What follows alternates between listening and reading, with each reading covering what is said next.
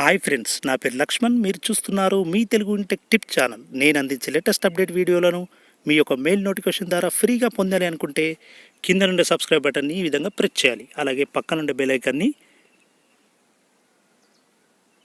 ఈ విధంగా ప్రెస్ చేసి యాక్టివేట్ చేసుకోండి. నేను అందించే లేటెస్ట్ అప్డేట్ వీడియోలను మీ యొక్క మెయిల్ నోటిఫికేషన్ ద్వారా ఫ్రీగా పొందవచ్చు. ఫ్రెండ్స్, వితౌట్ ఏటీఎం కార్డు ద్వారా మనము ఇంటర్నెట్ బ్యాంకింగ్ అనేది ఎలా రిజిస్టర్ చేసుకోవాలో మనం ఈ వీడియోలో తెలుసుకుందాం. అందుకు మనకు మన SBI అకౌంట్కు మొబైల్ నంబర్ రిజిస్టర్ అనేది ఖచ్చితంగా ఉండాల్సింది. అప్పుడే మనం ఈ రిజిస్టర్ అనేది చేసుకోవచ్చు. అందుకు మనము యోనో SBI అనే అప్లికేషన్ని మనము డౌన్లోడ్ చేసుకొని ఇన్స్టాల్ చేసుకోవాలి. చూడండి, ఇన్స్టాల్ చేసుకున్నాక యోనో అప్లికేషన్పై ఇలా క్లిక్ చేయగానే మనకు లోడ్ అనేది కొద్దిగా తీసుకోవడం జరుగుతుంది.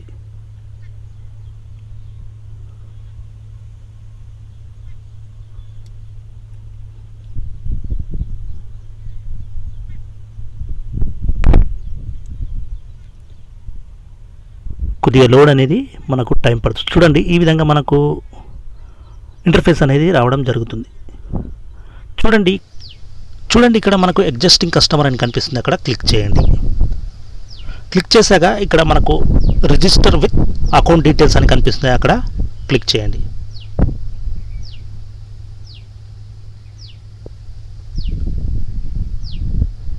క్లిక్ చేశాక ఇంటర్ఫేస్ అనేది ఈ విధంగా రావడం జరుగుతుంది. ఇక్కడ సబ్మిట్ అనే బటన్పై క్లిక్ చేయండి.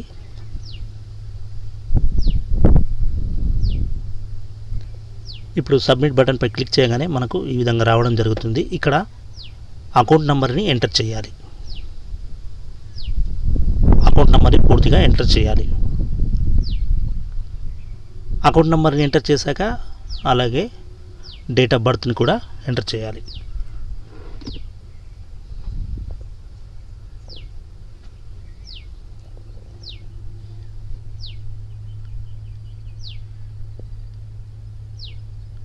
అకౌంట్ నెంబర్ని ఎంటర్ చేశాక డేట్ ఆఫ్ బర్త్ కూడా మనము ఎంటర్ చేయాల్సి ఉంటుంది.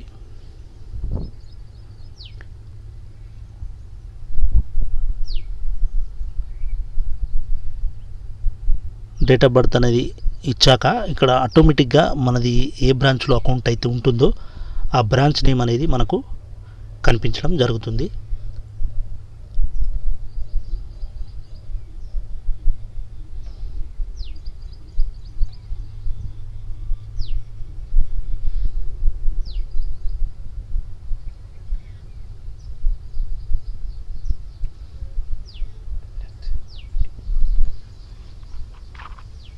చూడండి, ఈ విధంగా మనకు బ్రాంచ్ నేమ్ అనేది రావడం జరుగుతుంది. ఇక్కడ నెక్స్ట్ బటన్పై ట్యాప్ చేయండి.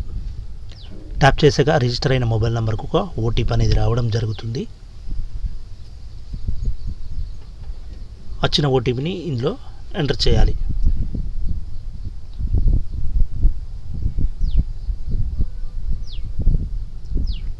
వచ్చిన OTPని ఇందులో ఎంటర్ చేయాలి. ఎంటర్ చేసి ఇక్కడ సబ్మిట్ బటన్ అని కనిపిస్తుంది. అక్కడ క్లిక్ చేయండి. క్లిక్ చేశాక చూడండి, ఈ విధంగా 3 ఆప్షన్స్ అనేవి రావడం జరుగుతుంది. ఇక్కడ ఫుల్ ట్రాన్సాక్షన్ అని కనిపిస్తుంది. అక్కడ క్లిక్ చేయండి. క్లిక్ చేసి సబ్మిట్ బటన్పై క్లిక్ చేయండి.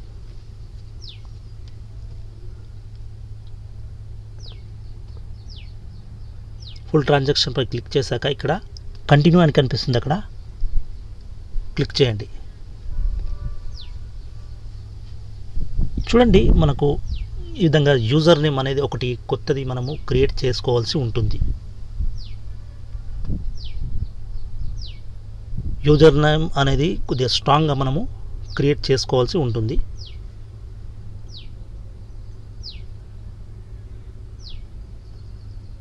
చూడండి, యూజర్ నేమ్ అనేది ఎంటర్ చేశాక కింద పాస్వర్డ్ అని కనిపిస్తుంది. పాస్వర్డ్ని కూడా మనము క్రియేట్ చేసుకోవాల్సి ఉంటుంది. కొద్దిగా మనం స్ట్రాంగ్గా ఈ పాస్వర్డ్ యూజర్ నేమ్ అనేది క్రియేట్ చేసుకోవాల్సి ఉంటుంది.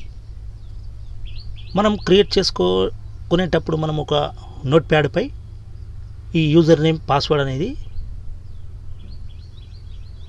మనము రాసుకొని ఉంచుకుంటే మనకు బాగుంటుంది.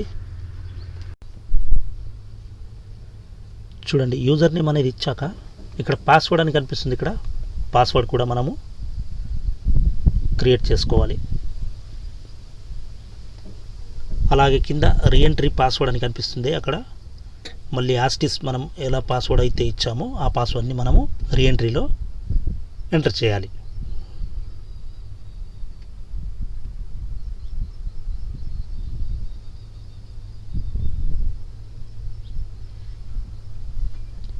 రీఎంట్రీ పాస్వర్డ్ అనేది ఎంటర్ చేశాక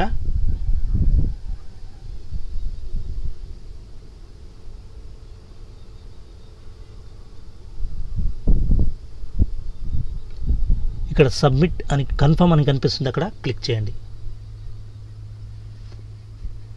ఇక్కడ కన్ఫర్మ్ బటన్ అని కనిపిస్తుంది. అక్కడ క్లిక్ చేయండి.